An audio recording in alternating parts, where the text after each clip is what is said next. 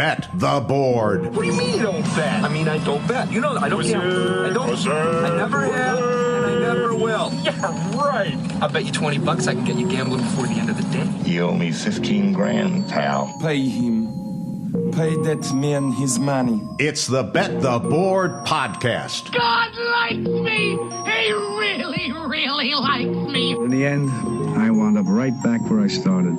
I could still pick winners, and I could still make money for all kinds of people back home. And why mess up a good thing? Here's Payne Insider and Todd Fuhrman. Welcome into the Bet the Board podcast, NFL Week 10. I'm your host, Todd Fuhrman, joined, as always, by my esteemed colleague and co-host, the one, the only Payne Insider. And Payne, last football game we saw on Monday night, old Patty Mahomes doing Patty Mahomes-like things in overtime, throwing multiple touchdowns. It just goes to show the Kansas City Chiefs just do what they feel is necessary to win a lot of these games right now. Death by 1,000 paper cuts. That seems to be the offensive strategy. It was good to see Hopkins get more involved into the game plan, and defensively, that was a tough matchup for them with all of the things that Tampa likes to do from heavy formations, right? Get their backs involved out of the backfield, hit the tight ends. That's the area of vulnerability for that defense, but did enough to get over the hump, and that seems to be the theme for Kansas City at this point. They're still trying some things out, testing some things for later dates, because that's when they expect to be playing meaningful football. So it's not always perfect in the moment for some of these regular season games. One thing real quick that I'll take away from watching the Bucs, probably more than I'm willing to admit so far this season, Liam Cohen continues to do things as an offensive coordinator there. And the resume grows and grows and grows that you highlighted when you look at how some of the offenses he's left, especially at the college level, fall off. I mean, this is going to be a guy that's a head coach sooner rather than later based on his X's and O's. Won't claim to know how he interviews and everything else behind the scenes, but like what I see week in, week out when it comes to devising offensive game plans. My understanding is has a pretty good temperament, and the guys like him. So I would anticipate he interviews well. But there's going to be a lot of Ben Johnson potentially up again this offseason. Liam Cohen potentially up again this offseason. So he's hearing Joe Brady apparently with ties to the Saints as well.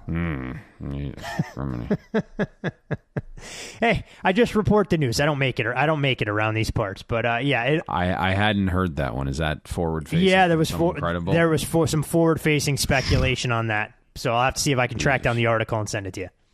Yeah, that's right. He is the hometown hero there. I shouldn't say delivered. Helped deliver a championship for LSU there. There were a couple of... Had some good players on that offense. There were a couple of good dynamic playmakers for that 2019 One of edition. them in this game coming up. What'd you say? Couple of them in this game coming up. Yep, exactly. And it gives us the ultimate segue into what should be a good Thursday night game within the division. And we'll get another great Thursday night game as well. So, we're getting some early week contests with division ramifications. And, of course, this week it's in the AFC North with the Baltimore Ravens, a consensus 6-point favorite across the board. This total has only gone one direction, and we are now up to 53s. More or less the prevailing number there. Joe Burrow and Lamar Jackson, they've combined for 3 games this season with 5 passing touchdowns. The rest of the NFL doesn't have a single solitary game with 5 touchdown passes. The Ravens won, much to our chagrin, earlier this year in Cincinnati, knocking off the Bengals 41-38 in overtime. In that game, Jackson and Burrow combined for 9 passing touchdowns. The Bengals this year, 4 wins on the resume, but all those wins have come against teams currently under 500, Carolina, the Giants, Cleveland, and Las Vegas. The Bengals, they have been good where it matters most, though, at the betting window, going 4-0 against the number on the road this season. Joe Burrow, some pretty good numbers to go along with that. Baltimore, though, Payne, it doesn't matter who they seem to play. Todd Monken gets this offense absolutely humming. We highlighted Baltimore's offensive success in the good on Monday's show. They add Deontay Johnson to the fold. We've found out that Trey White will not go on the defensive side for Baltimore, just said it was too quick a turnaround. But a high level of familiarity between two teams. The Cincinnati Bengals will be without T. Higgins tonight and also down Charlie Jones as well, so a little bit of a depleted receiving room. Jermaine Burton should be back and active for this game after being a healthy scratch last weekend against the Raiders.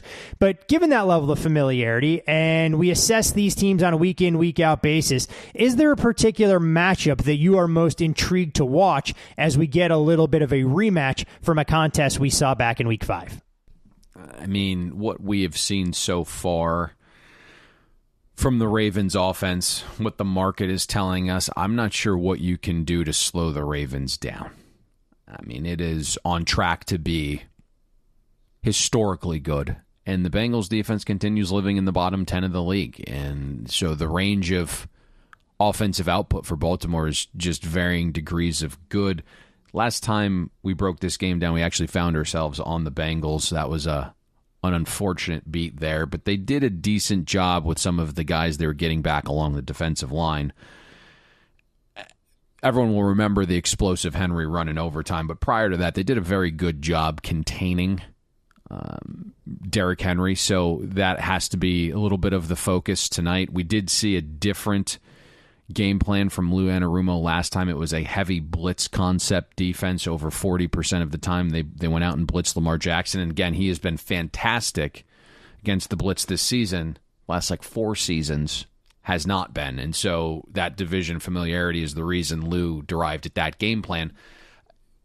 In saying that, right, Baltimore's probably going to do what they do, and that's score, right? There's a very high floor to their output. So to me, it has to be on the Bengals offense tonight to match scores. That's also been an area of weakness for Baltimore. I thought they may address some of those defensive issues at the deadline. Internally, they believe bringing back Dean Pease in an advisory role will help. Marlon Humphrey had some interesting words this week, came out and said it's on the players. Not Zach Orr, who seems to be kind of swimming upstream a little bit. He was thrust in the deep end of the pool, I'm sure, a lot sooner than the Ravens would have liked if they had their wishes. And I think that's why Dean Pease coming back is that veteran presence. So for the Bengals tonight, it's not a full deck, right? T. Higgins is out again. Not going to go down the rabbit hole on if he's a true number one or not, but it's very clear he opens up things for Joe Burrow and Jamar Chase in this entire offense. If you look at the data that we have so far this year, and of course it's a small sample size, the NFL is a small sample size sport, but weeks 1, 2, 8, and 9 without T. Higgins, the Bengals offense is 17th in EPA per play. We see that Jamar Chase's role completely changes. Zach Taylor goes out of his way to incorporate Chase and not have him removed from the game with doubles.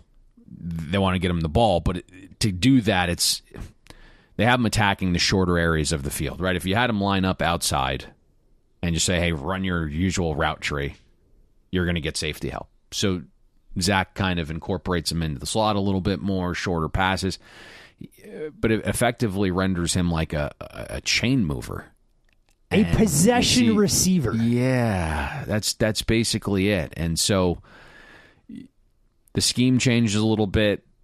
His role changes. Opposing defenses change a little bit when T. Higgins isn't on the field. The sample size, again, is small, but 4 games without Higgins, 5 games with, about the same identical number of snaps, but Jamar Chase sees his yards per route run dip more than 1.8 yards without T. Higgins on the field. Zach Taylor has been using more heavy personnel with 2 and 3 tight ends when Higgins is out, more 12 specifically. The tiny problem with that is you have rookie tight end Eric All tore his ACL. He's out. So it's going to be Drew Sample or Tanner Hudson in that tight end 2 role. Mike Gesicki has been one of Joe Burrow's favorite weapons when T. Higgins is down. We talked about that in the offseason, how those two met up and did some offseason work together a little bit on the West Coast. And Gesicki isn't living on the field when T. Higgins is out. 50 snaps the last 2 weeks. Got 14 targets, though. So that chemistry is there, and Gesicki's actually had more receiving yards in games without T. Higgins than Jamar Chase has. The other thing to look at here for the Bengals is left tackle Orlando Brown. He's a true game-time decision. Missed last week. A couple limited practices so far this week. They've been mostly walkthroughs. Is what I have been told now. It's his former team, and you'd think he'd want to be out there. But I am told, like, true game time. He's going to test this out pregame. So I think Brown's availability will have an impact on the market, probably move it half a point in either direction. Cody Ford was the replacement there at left tackle. He is a below-average guard attempting to play tackle effectively. Gave up a 9% pressure rate on pass block snaps last week to the Raiders. If you look career-wise, over 2,200 in career NFL snaps. Ford has a pass block grade of 46. 60 is average. The conversations here that I've had, Todd, and I'll kind of peel back the curtain a little bit more, and I think after 11 years, our loyal listeners are pretty cognizant. Willing to divulge a little bit more on games maybe I don't have a stance on or aren't completely lining up, but the conversations I've had with other groups about the Bengals is it's basically them or pass. A few have already number grabbed the 6.5. And I think just as we've trended a little bit closer to Thursday here, Todd, there hasn't been as large of a pounding of the table for the Bengals. We'll see if that changes a little bit here. Total, we run two models a little bit. One more conservatively, a little bit. One more aggressively. The conservative model spit out 51.8 on the total. The one that's a little bit more aggressive, 53.1. So it doesn't necessarily shock me that we're sitting here at 53. Funny how that seems to work between a 52 and a 53 with two models on opposite ends. So it seems like it's in a good range now. I mean, this game can have the opportunity to get nutty. The offenses have ceilings that the defenses simply just don't have. And so if you get that back and forth where both offenses are reaching their ceiling simultaneously, the number is going to be irrelevant here. It's going to blow weight through the 53. But at some point, right, like models have a peak, have a ceiling. It's not going to spit out a 59 here. So that would be something if it did. It just kind of left us on the sidelines here in this game a little bit for now. Yeah, for sure. Plenty of information, fluid situation here, as you mentioned. Some of the number grabbers, there is one shop that doesn't want to budge off the 5.5. We'll see if they ultimately go to 6 as well, but it'll be interesting to see once the public starts to have their say on game day in this matchup, knowing how tightly contested it was the first time around. Normally, Payne, when we have an international game, we make sure that we cover it in some capacity. Given the international game that we have in Germany, we're not going to cover it in any capacity between Carolina and the Giants, keeping with our trend of not deep diving the Carolina Panthers in any capacity if we don't need to. So we'll move on to a little bit later in the day on Sunday with the Buffalo Bills on the road at Lucas Oil Stadium to take on the Indianapolis Colts. Buffalo, a 4-point favorite pretty much everywhere. There is, again, a couple of 3.5s. Total on the game, 48, and this has been a true battle. We saw 47 and 47.5 make way for the 46.5. Once it got down that low, you saw a ton of over money start to come into the fold. Buffalo, they enter this week off a 30-27 win against Miami. It was Tyler Bass, a 61-yard field goal as time expired, the longest field goal in Buffalo history. For Indianapolis, they come into this off a disappointing 21-13 loss on Sunday Night Football against Minnesota. 0 offensive touchdowns for the first time for the Colts offense under Shane Steichen's leadership. The Bills, they're looking to start 8-2 or better through the first 10 games for the first time since 1993. Why is that year important for Bills fans? It's the last time that Buffalo made an appearance in the Super Bowl. They've won 4 straight games since losing back-to-back road games at Baltimore and Houston back in Week 4-5. The Indianapolis Colts, meanwhile, have won 3 straight home games since losing their season opener versus the Texans.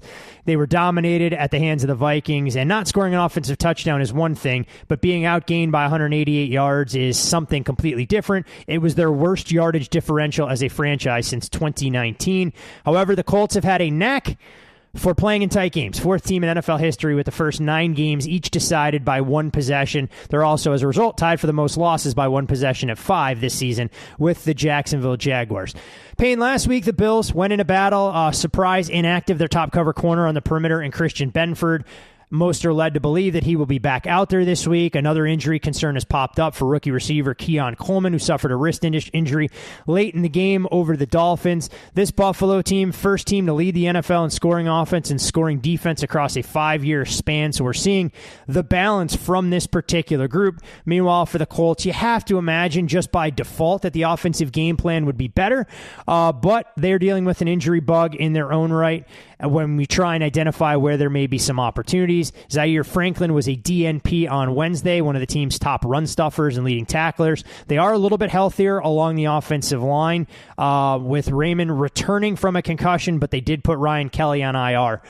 As you try and identify the strengths and weaknesses of these two teams, Buffalo pretty much mathematically has the AFC East locked up. They can clinch division, I think, by week 12 or week 13 if things break the right way. And a Colts team just looking to bounce back with a much more competitive effort, because no one who watched that game Sunday night went, you know what, it really felt like a 21-13 football game. Another little battle on our hands with this total.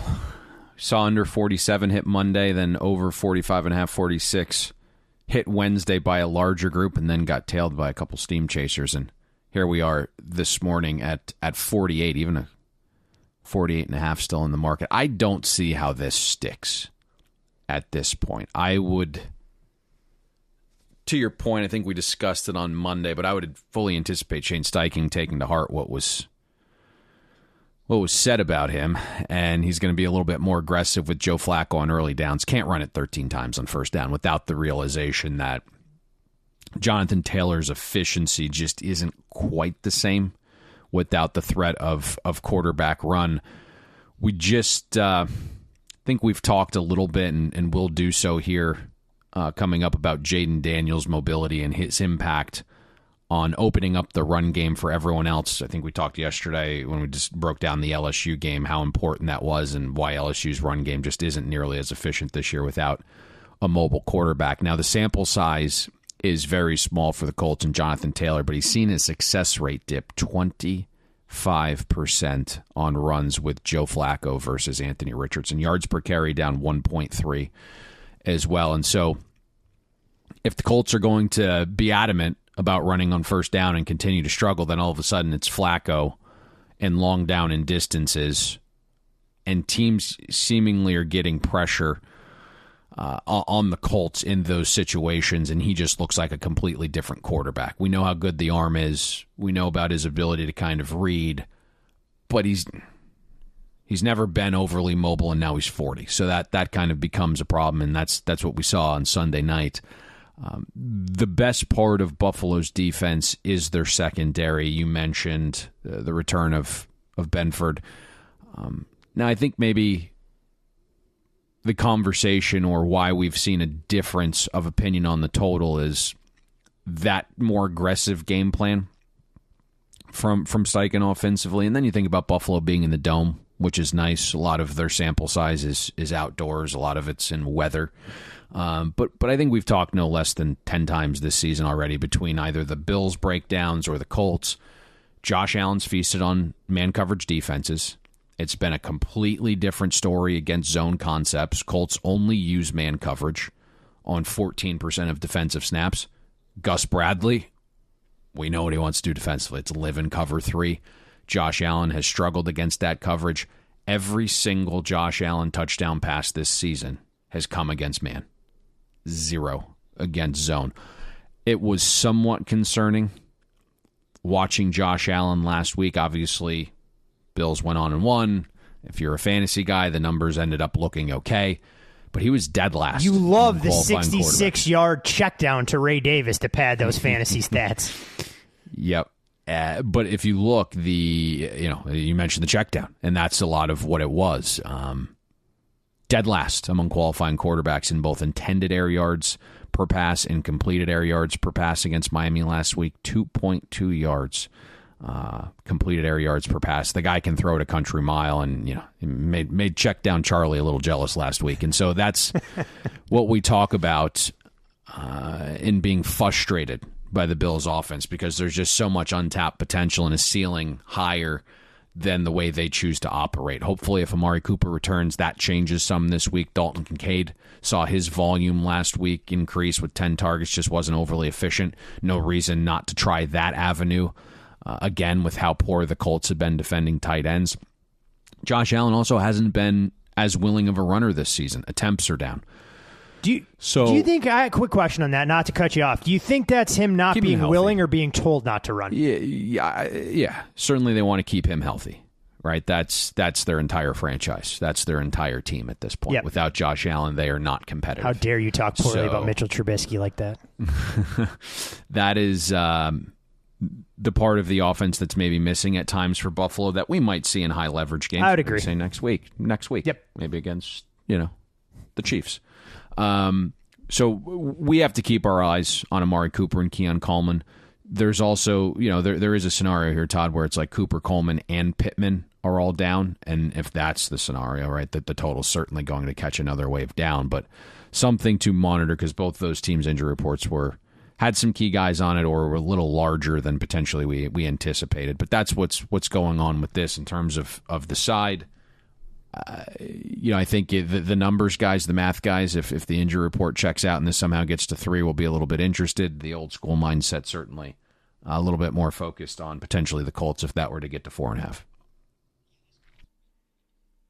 Yeah, this Colts team, for me, I watch them. I don't get blown away with anything they do on a week-in, week-out basis. They just try and find a way, much like water, to find its level and stay in some of these four-quarter fights, which I guess when you know you're going to be undermanned in a lot of matchups, if it boils down to a play here or a play there, you can understand why they made the move to Joe Flacco if he can eliminate some of the variance, but also take away some of the upside and the ceiling that Anthony Richardson would offer the offense. Should be a fascinating game Sunday in the early window at 1 o'clock Eastern at Lucas Oil Stadium. But a game that I think most of the football world will be focused on early on Sunday, a surprise story in the National Football League this year, and an iconic brand that a lot of people wrote off for dead that said, hey, we're still here and we want to be very relevant in the AFC. That, of course, pits the Pittsburgh Steelers fresh off a bye in the nation's capital against the Washington Commanders.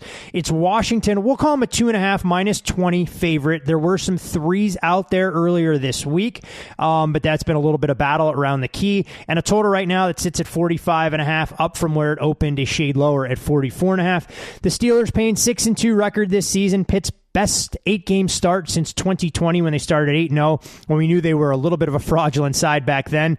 With Russell Wilson at the helm, very limited sample size, 2-0 in those games, averaging more than 30 points per contest. Mike Tomlin has had a knack for knocking off rookie quarterbacks, has faced a rookie 32 times since he took over in Pittsburgh, 26-6 straight up in those particular spots. However, Washington, look, they deserve a ton of credit, and Dan Quinn does as well. 7-2 this year, 5 games over 500 for the first time as a franchise since 1996.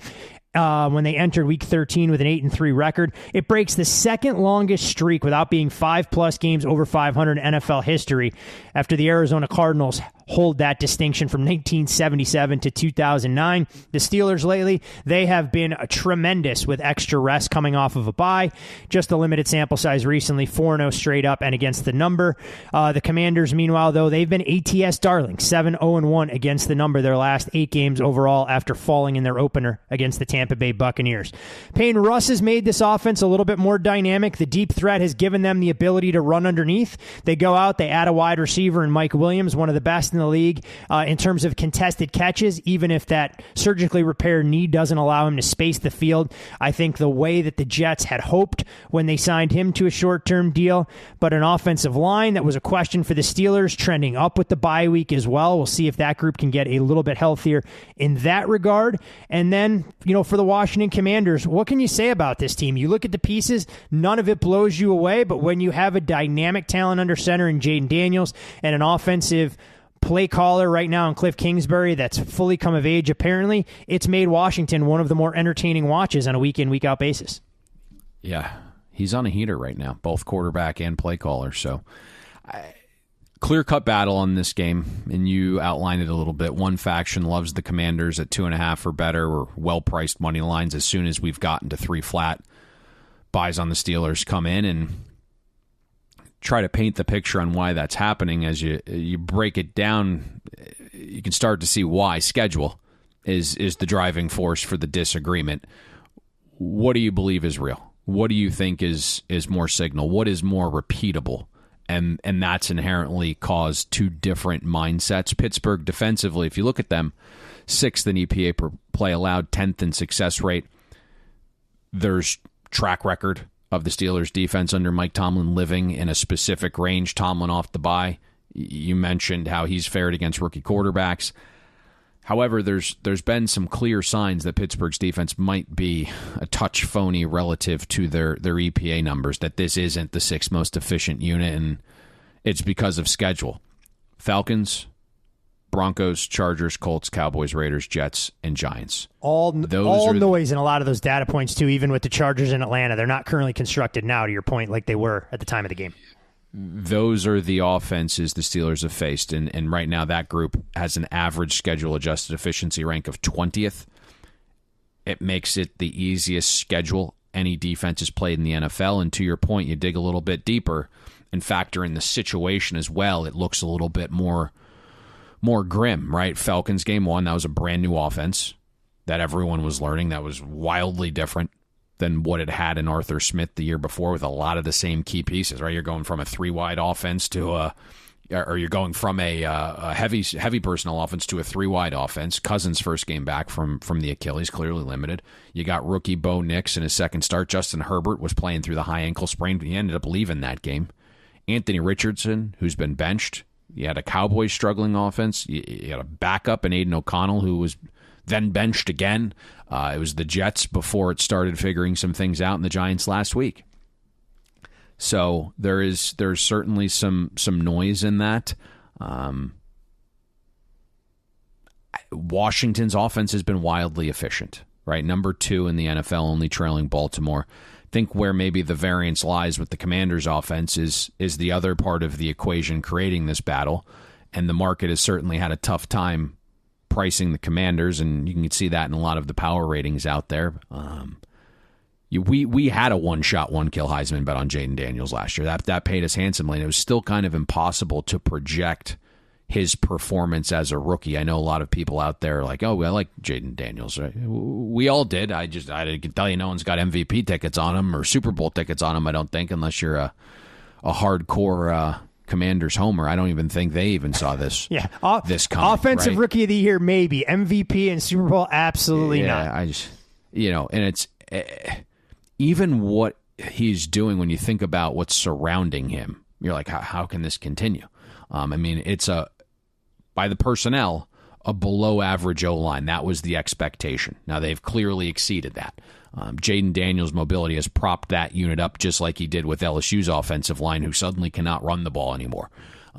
Kingsbury running the offense after basically being an offensive coordinator rehab. I mean, there's been a decade long of his history at Texas Tech. Multiple college offenses, the NFL offenses he run, they've just completely downtrended. I think we've discussed that in one of our previews multiple years when he was the coordinator. Would he fix his issues? To this point, he has. Past Scary Terry, like, who's the weapon that actually scares you, right? Those were all questions. Noah Brown. I mean, come on, man. De'Ami Brown. Yeah. Zach Ertz. No, Zach Ertz, I was not going to put up there. He's 107. That they just don't have a ton of weapons. And despite all that, the Commanders' offense just humming, and Jaden Daniels is getting healthier. But the schedule of defenses haven't been overly difficult either. Buccaneers, Giants twice, Bengals, Cardinals, Browns, Ravens, Panthers, Bears. Average adjusted defensive efficiency of those teams 20th. These are the glaring schedule discrepancies that's caused this battle. What I will say is this: from season to season, offense proves to be more repeatable than defense. And in this specific matchup, the Steelers use the second highest rate of cover 3. Does that change out of the bye? Is that maybe a wrinkle we'll see Mike Tomlin's identified during the bye and is going to throw a curveball here at a young quarterback?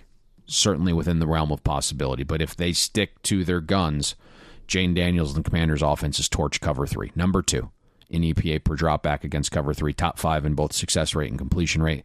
Jaden Daniels actually is willing to push the ball downfield against cover 3, likes finding those intermediate zones. It's not launching it 100 miles an hour, 100 yards down the field, but he's finding those deep holes. And I think on the other side as well, you kind of hinted at the top, Pittsburgh's been better with Russ under center. You could say there's noise in the numbers where he's, just tossing the ball deep and receivers are going and making plays. That certainly is happened to an extent, but he seems to fit pretty well with this offense. Last 14 Steeler drives with Russell Wilson, Steelers have only punted 3 times. 10 scoring drives, the other ended in a turnover.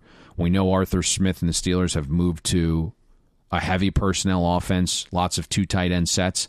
Steelers use 12 at the second highest rate. Commanders defense, that's how you get them. 30th in EPA per attempt allowed to 12 personnel passes. This is, to me, Todd, quickly become one of the more intriguing games of the week. And you're also having a battle on the total.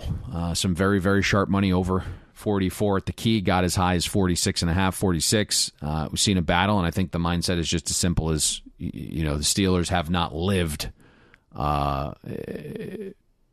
in games with totals in that range, and who knows, maybe that is correct in this game, but there's certainly some things here with 2 defenses that we have question marks about and 2 offenses that seemingly match up well against those defenses. Marshawn Lattimore,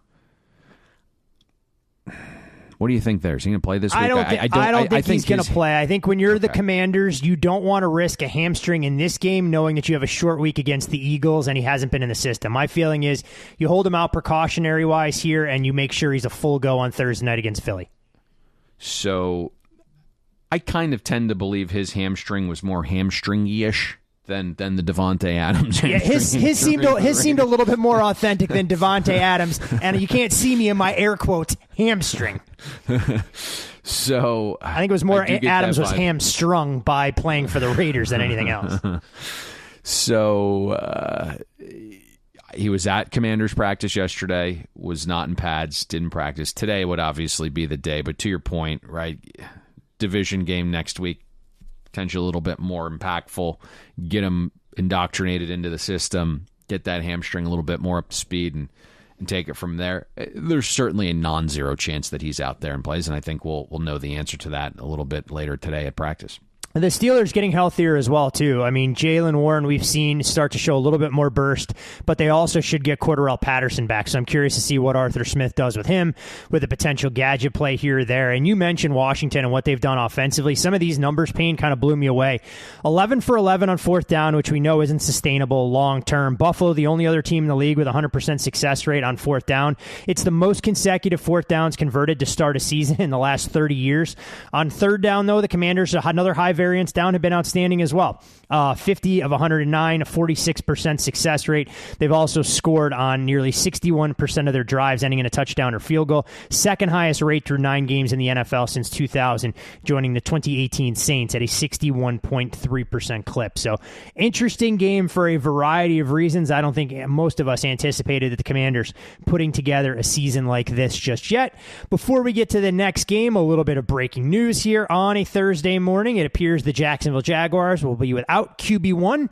And for those folks looking at the odds screen at roughly 11 o'clock Eastern on a Thursday, we'll see why. The Minnesota Vikings are now out to a 6.5-point road favorite. Total in the game down to 44. And another surprising bit of news, Payne, for a team that we talked about before coming onto the podcast. The Carolina Panthers have inked Chuba Hubbard to a 4-year, $33 million deal. Pretty sure they drafted a running back out of Texas, but interesting franchises make interesting choices, I guess. He has been wildly efficient. There's no doubt about that. Two-back system, I guess. They want to replicate what the Lions are doing with Montgomery and Gibbs. The only thing I could think of. But yeah.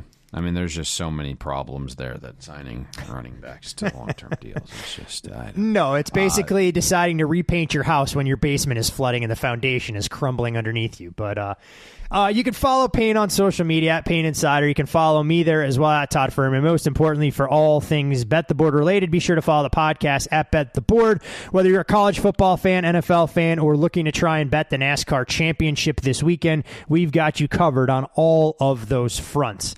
From east to west, Payne, and in the late time slot, the New York Jets out in the desert taking on the Arizona Cardinals. The Jets have moved into short road favorite territory. Total has ticked up from where it opened in that 44.5 range out to 46 and some 46.5 as well. The Jets last Thursday night were able to snap a 5-game losing streak with a 21-13 win over the Houston Texans. Aaron Rodgers, 3 passing touchdowns, all coming in the second half. It was the first win under interim head coach Jeff Ulbrich. Scheduling reprieve should potentially help the Jets. Over the first 9 games this year, the Jets played 5 of those games after dark and a game in London without a bye week. You have to imagine, being creatures of habit, a little bit more consistency in the schedule will help the Jets not being in the limelight, getting everyone's best shot. Meanwhile, Jonathan Gannon deserves some credit for what he's done with this Arizona Cardinals team with strength of schedule going forward. Rather favorable in the grand scheme of things. 3 wins this season already when trailing at the end of the third quarter, the most such wins by any team in the league this season, seeking a record above 500 at home for the first time since 2017. They've had 8 games this year already with a negative time of possession differential this season, tied for most in the league with the Indianapolis Colts and the Jacksonville Jaguars. I don't want to oversimplify the handicap in this game, Payne, because the Jets' offense starting to come to life, even behind a makeshift offensive line that they needed to cobble together in the final quarter against the Houston Texans. Devontae Adams and Garrett Wilson going to provide a dynamic 1-2 punch. We know what this backfield is capable of doing, but the Jets defensively have a big task in front of them, and if they can stop the run, the path to victory for them is extremely clear against an Arizona Cardinals team whose passing attack, in my opinion, will struggle against this Jets secondary, but whose ground game has been outstanding when we look at the counting stats. 7th in the league in nearly 150 rushing yards per game, 2nd in 5.3 yards per carry, 8.3 rushing first downs per game is a top 5 mark in the league, and from scoring touchdown standpoint, we've seen James Conner do his thing, Kyler Murray, Demercado last week in the waning seconds of the first half, and even a little bit of Trey Benson. Matchup-wise, is it as simple as that? If the Jets can stop the run, the Jets have a path to victory and building some momentum, or is there another angle you'd like to tackle for our listeners?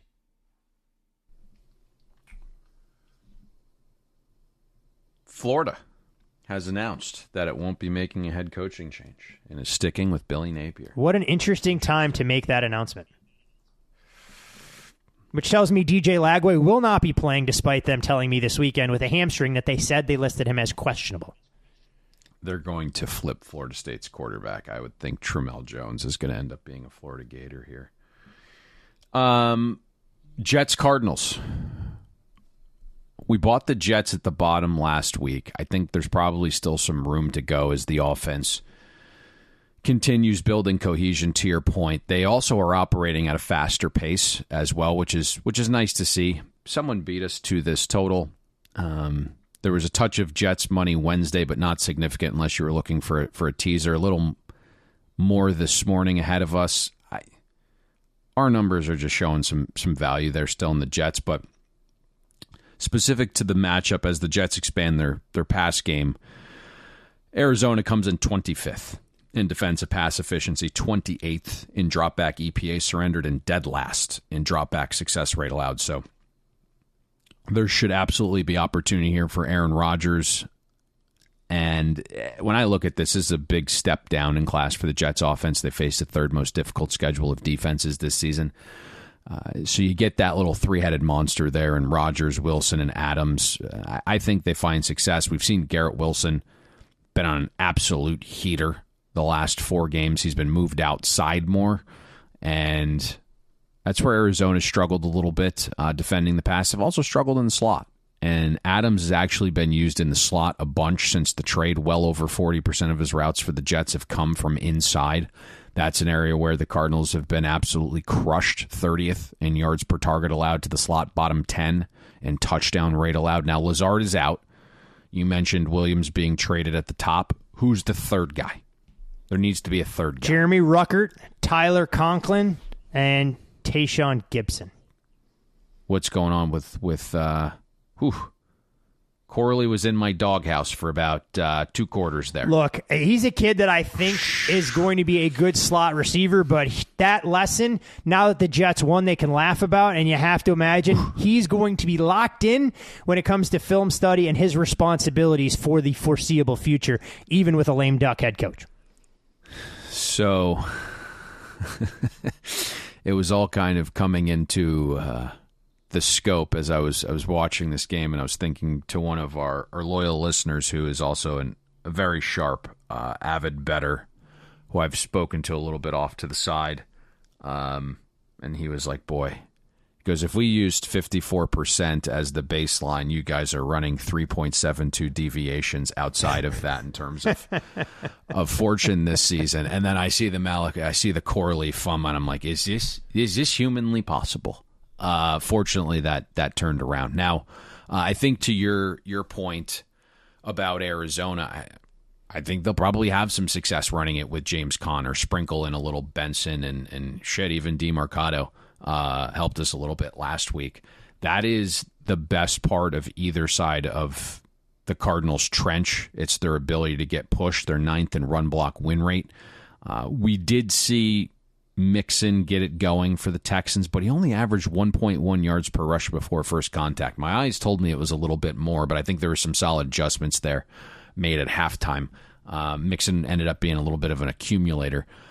There's been a lot of accumulation because that's the area of weakness for the Jets defense, but the rush efficiency allowed by the Jets hasn't been as horrific as the eyes may say. The Jets defensive ends have to be better containing the edge. I don't want to keep picking on him because he's a one-trick pony, and we kind of knew that coming in, but watching Will McDonald it's hilarious. I mean, got to get those sacks, Payne. It doesn't run stuffs ain't getting you paid.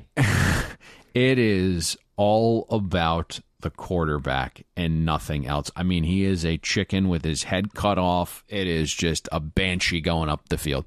You watch him, and he gets completely washed out of plays by defenders. He gets completely washed out of plays on his own with spin moves at times. I mean, it could be 3rd and 7. That man is doing an inside spin sometimes, and the quarterback's got the edge wide open to himself. And so, yes, the 34 pressures are nice. Yes, the Jets fans are like, he's got 8 sacks. It's huge. That's what they see. He's also mostly the reason quarterbacks have ran for 112 yards the last 2 weeks. So he's got to do a little bit better of a job containing the edge and keeping Kyler Murray locked into the pocket. We still see Kyler struggle when he's locked into the pocket, throwing over the middle of the field. Had a couple balls batted last week. Couldn't even see Trey McBride wide open in the end zone because he's challenged with height. He's diminutive in stature. So now he's going to go out there and have another career game like he did against the Dolphins defense. So containing Kyler's legs are huge here. Through the air, Kyler has fared much worse against man coverage defenses. That's what you're going to have here with the Jets. Starting safety Tony Adams is trending better with a full practice on Wednesday for the Jets. Today's the day I think you see him out there in full. He's going to be good to go. I think also if we're gauging things the last couple of weeks with Arizona's offense, they're going to be stepping up in class here, even though it is a Jets defense that maybe is not as good as perception. We're kind of mentioned that. I don't want to... I just see the schedule, right? And it's a beaten and battered Dolphins defense that is trending towards one of the league's bottom 7 or so defenses with all the injuries. A Bears defense with more than a questionable effort after a lot of its players publicly called out the staff, and then you think about 3 of its better defenders missing last week. So there's been some fortunes here for the Cardinals offense in the last couple of weeks that I don't think they get here against a Jets defense, but certainly containing Kyler's legs and not letting him get outside the pocket, and then at least not letting James Conner go absolutely AWOL here Those are the two key factors for the Jets defense. Bigger question I have for you, more macro than micro as it pertains to this game, because we talked about the questionable hire and bringing Gannon in, and then we gave him and the rest of the team a ton of praise because despite not being overly talented last year, Arizona went out there, fought their balls off, especially once Kyler Murray returned. Are we changing our tune a little bit on Arizona and the trajectory of this franchise overall, or is this a little bit of fool's gold, what we've seen so far? Both. That's fair. No, I mean, I don't think there was a straightforward answer necessarily. I don't love hiring defensive-minded coaches when you have a franchise quarterback and you're trying to get the most out of the offense. I've just been on record with this because you have to make multiple great hires, right? If your defensive coordinator, who's your head coach, goes out there and hits a home run in the offensive coordinator tree, he's gone after 2 years, and you got to make another perfect hire. It just, the window, it just shrinks because you have to be perfect with your hires. Whereas if you find the right head coach who's an offensive mind, he's going to be there, right? Sean McVay, he's going to be there. Kyle Shanahan, he's going to be there.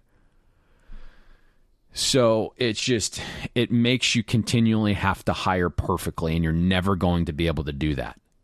And so it just gets difficult. Is Jonathan Gannon learning on the fly? Yes. Has the defense been a little bit better? Yes. Do we like some of these young coaches that they have? Yes. Petzig has been pretty good.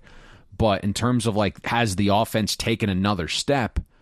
In terms of overarching efficiency, I don't think it has. And I say that specific to using only the Kyler Murray sample size last season, where they were trending around 8th. This year it's 12th, and the offensive line is vastly improved.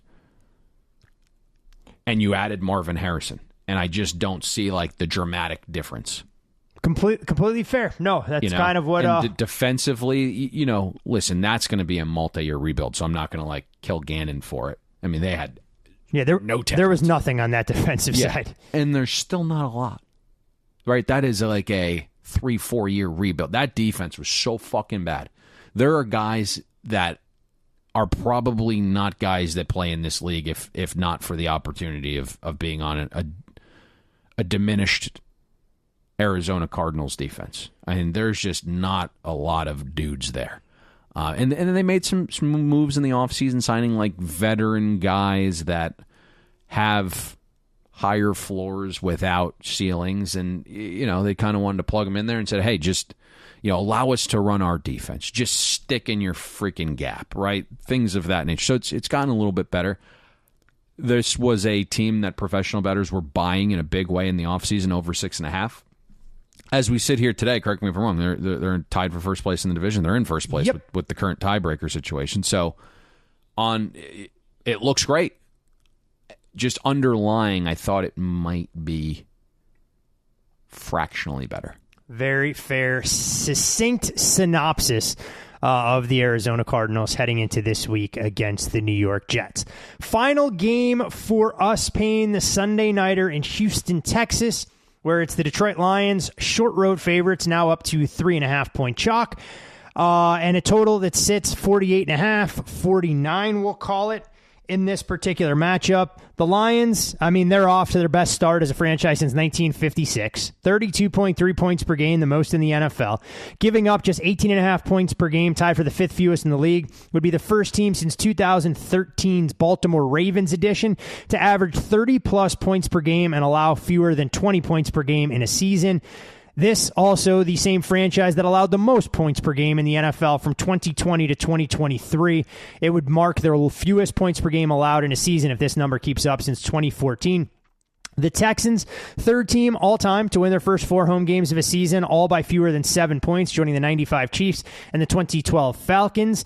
The Lions, look, rinse and repeat, bet them, and forget them. This is a team right now that is 40-15 against the number over their last 55 games since the middle of the 2021 season. Just remarkable numbers that we haven't seen and shouldn't see in a league that prides itself on overall parity and especially from a bookmaking perspective in efficiency. Injury-wise for the Houston Texans, Nico Collins available to return from IR this week. It was a DM pre-on practice on Wednesday. We'll see if he gets out there and a little bit more run, as Houston will need all hands on deck to try and be able to attack this Detroit defense. But for the Lions, their run defense has left a little bit to be desired, slightly more vulnerable than what we've seen over the last couple of seasons. Offensively for the Lions, they continue to put up crooked numbers behind Jared Goff. Hasn't had to throw the ball much over the last 2 weeks. The yardage doesn't wow you, but it hasn't stopped them from putting up comfortable margins. We know about the Lions' weapons. Houston Texans defensively, they can rush the passer. Secondary, in my opinion, leaves a hell of a lot to be desired, despite the counting stats to suggest to the contrary. And the Texans' offensive line, a group that has looked more like a matador or a turnstile on a weekly basis than a fortress in front of a franchise-caliber quarterback in C.J. Stroud. Sunday Night Football, under the bright lights in Houston, Payne. Which matchup are you most curious to see play out over the course of 60 minutes? I don't really know if one matters. I think this is everything to do with that injury report and the price right now. And that is ultimately going to determine this game and where the moves are made. And so I think there was maybe the perception of a little bit more of an optimistic outlook for the Texans' injury situation. And now I'm starting to feel a little differently. And so today's the big day. Let's keep our eyes on Nico Collins. Let's keep our eyes on Will Anderson Jr. And so neither practice Wednesday, specific to Nico Collins, has not been removed from the injury list, which is wild, as in recording this Thursday morning. Despite the Houston Texans claiming that everything is fine, that he's passed his mobility tests and his treadmill workouts have yielded positive results. Yeah, it hit over 20 miles per hour in the treadmill. I couldn't hit 20 miles an hour if I was driving a moped. And then all of a sudden you listen to D'Amico's presser, and he sounded pretty pessimistic. Now, in terms of a couple of the matchups, you certainly know what Bobby Sloak's going to do. He's going to turn to the run game a little bit, get Joe Mixon fired up.